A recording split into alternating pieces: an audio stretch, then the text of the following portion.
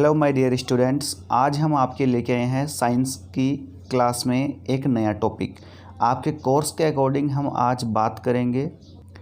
देखिए, ये है आपका 10th का कोर्स और आज हम पहले चैप्टर से भोजन और मानव स्वास्थ्य से शुरू करेंगे।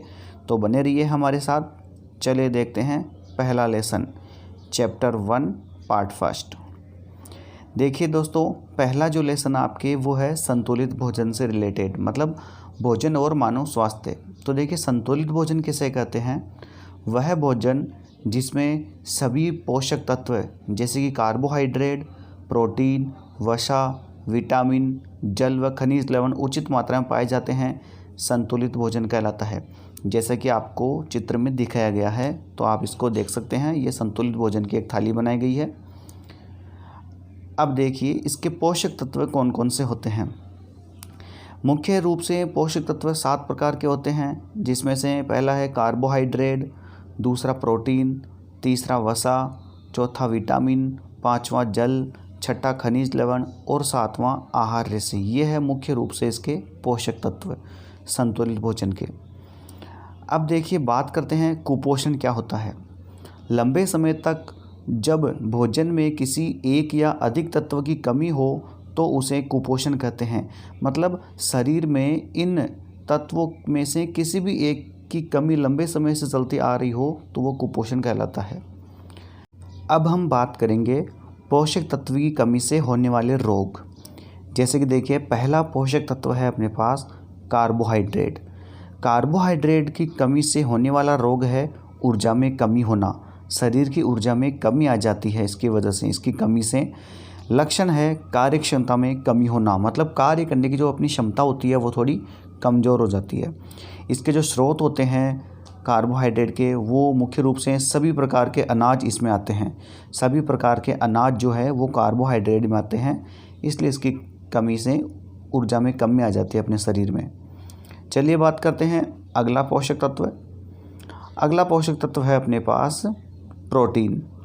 प्रोटीन की कमी से हमारे शरीर में होने वाला रोग होते हैं 2 प्रकार के। पहला है क्वार्सियोरकोर और दूसरा है मेरस्मस। लक्षण क्या है इसके? दुर्बल शरीर व कांतिहीन चेहरा, मुख्य रूप से इसका ये लक्षण है। स्रोत है इसका सभी प्रकार की दालें। सभी प्रकार की दालों में प्रोटीन मुख्यतः पाया जाता है। तो आप इसको आराम से इस डायग्राम को समझ सकते हो, आपके आसानी से समझ में भी आ जाएगा। प्रोटीन की कमी से कौन सा रोग होता है? क्वार्सियोरकोर और मेरमस।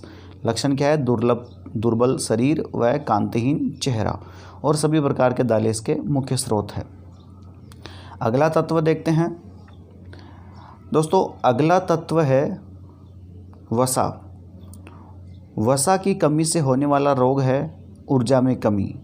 अगर वसा की कमी है हमारे शरीर में तो हमारे शरीर की ऊर्जा कम हो जाएगी। लक्षण है शरीर का कमज़ोर होना। अब देखिए, इसके जो मुख्य स्रोत है वो है घी, अंडा, तेल और इससे निर्मित खाद्य। यदि हम ये चीज़ें, इनसे बनी हुई चीज़ें खाते रहेंगे तो हमारे शरीर में वसा की मात्रा की कमी नहीं होगी और शरीर में ऊर्जा का मान निरंतर बना रहेगा और हमारा शरीर भी कमज़ोर नहीं होगा। इसलिए आप कह सकते हो कि वसा की कमी से होने वाला रोग होता है ऊर्जा में कमी होना, और लक्षण है शरीर का कमज़ोर होना। विटामिन की कमी से होने वाले रोग देखिए कौन कौन से होते हैं। देखिए, विटामिन ए की कमी से जो रोग होता है उसे बोलते हैं रतौंधी, जिसका मुख्य लक्षण क्या है? आँखों की कमज़ोरी, दिखाई नहीं देना।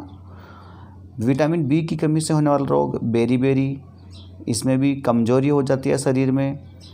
सी की कमी से होने वाला रोग है स्कर्वी। इसमें होती है दांतों की बीमारी, जिसे कहते हैं दांतों में ज़्यादा इन्फेक्ट करता है ये। विटामिन डी की कमी से होने वाला रोग है हड्डियों की कमज़ोरी, हड्डियों में कमज़ोरी आ जाती है।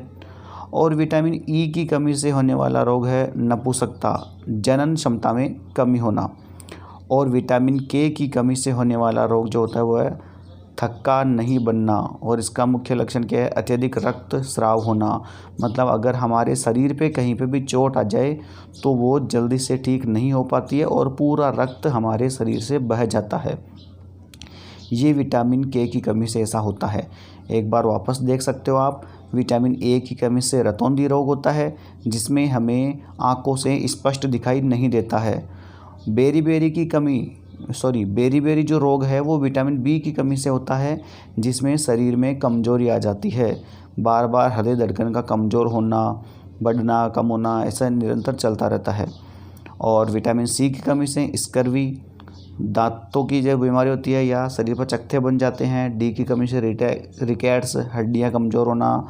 ई की से नपुंसकता, ये इस प्रकार से। अब देखिए बात करते हैं विटामिन के रासायनिक नाम की। देखिए विटामिन्स के भी रासायनिक नाम होते हैं। अब वो कौन कौन से होते हैं? विटामिन ए का रासायनिक नाम होता है रेटिनॉल। विटामिन B1 का होता है थायमीन। विटामिन B2 का होता है राइबोफ्लेविन। विटामिन सी का होता है एस्कॉर्बिक अम्ल। विटामिन डी का होता है कैल्सीफेरॉल। विटामिन ई का होता है टोकोफेरॉल। और विटामिन के का होता है फ्लिक्वोनोन। ये है विटामिन्स के रासायनिक नाम, the chemical name of vitamins. ये सभी विटामिन्स के रासायनिक नाम हैं। तो दोस्तों आज की क्लास कैसी लगी हमें कमेंट बॉक्स में ज़रूर बताएं और बने रहिए हमारे चैनल एएस स्टडी पॉइंट के साथ में। नेक्स्ट पार्ट बहुत जल्दी आएगा। आप इसके नोट्स भी घर बैठे तैयार कर सकते हैं। जो क्लास लगाई जाएगी वो आपके अकॉर्डिंग धीरे धीरे थोड़ा थोड़ा करके पढ़ाया जाएगा, तो आप इसके नोट्स घर बैठ के तैयार कर सकते हो।